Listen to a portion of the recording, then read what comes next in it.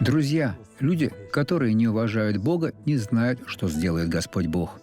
Они грешат на глазах у Господа, перед Его лицом, говоря и делая абсурдные вещи. Послушайте, что Бог сказал у Исаии 42:14. «Долго молчал я». Они думают, что Бог глупец.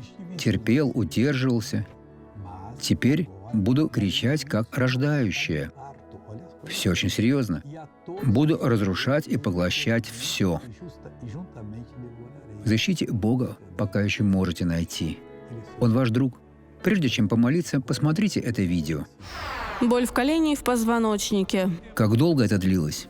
Я смотрела вашу программу дома по телевизору и выполняла упражнения. И когда начало болеть колено, я стала делать так.